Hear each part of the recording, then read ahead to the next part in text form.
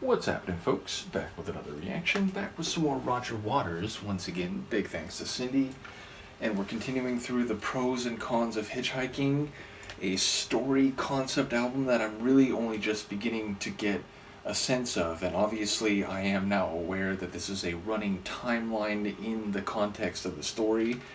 And in that regard, the next song takes place at 4:39 a.m. and is called For the First Time Today, Part 2, which is just a funny title, For the First Time Today, except it's the second part, the second installment in the first time of something happening in a given morning. So yeah, there's already a bit of contradiction or clever cheekiness to it. I'll see what I can catch on a first listen. This is Roger Waters.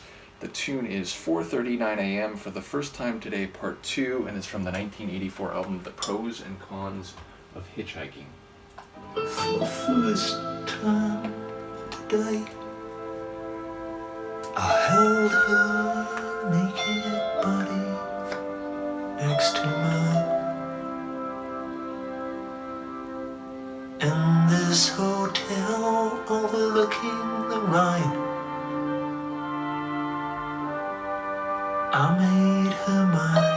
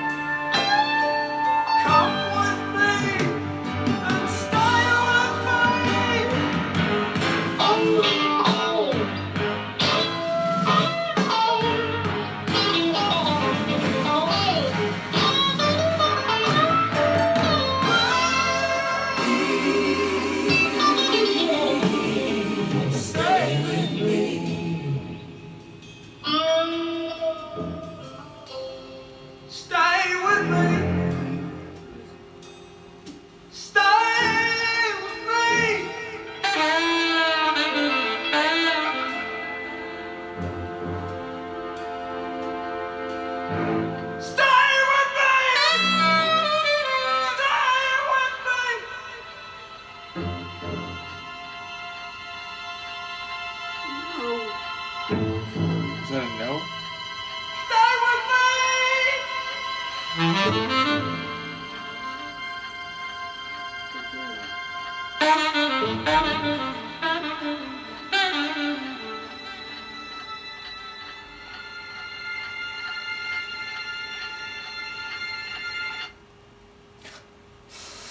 Wow, it really is just, individual parts of this continuous story. So, okay, first of all, it's another one that has this. It's somewhere between a proper song and a musical chapter. Ultimately, I enjoy his intense vocals, which, at least in the first half of it, have this bluesy intensity, as does some of the guitar work. Of course, the saxophone is swanky as well, but there's also that tension string and some moments where it gets really hollowed out and feels like I'm just waiting for like a line of dialogue or something. And okay, so we have reference to him holding a naked body, which, of course, given a couple things I heard earlier, naked body feels like it could be a naked person with whom he is having sexual relations, but maybe also or separately a naked body that is actually a body, meaning not a living person. But I do feel like we get her reply at some point, so I'll figure that possibility is less likely. But okay, so the idea of like come together, I think there's a bit of cheeky wordplay there, but then like, or come with me, but then like stay with me suggests agency and the desire to, hope that this other person, this woman, doesn't want to leave the room, doesn't want to go out. And again, the setting of Germany, a hotel room overlooking the Rhine. So, yeah, it feels like maybe there's a sudden sense of insecurity on the part of the narrator who thinks that maybe this woman's going to want to go out the door even if they have made love. And then the part two of the title, maybe like, they're again making this connection, or they're coming together for a second time, but like for the first time, like I don't know, again there's like a playful cleverness to the phrasing of the song title and to some of the lyrics, but as I said, it feels like we got a no from her in reply, but it was not sung. It was just sort of, softly delivered as if, spoken meekly.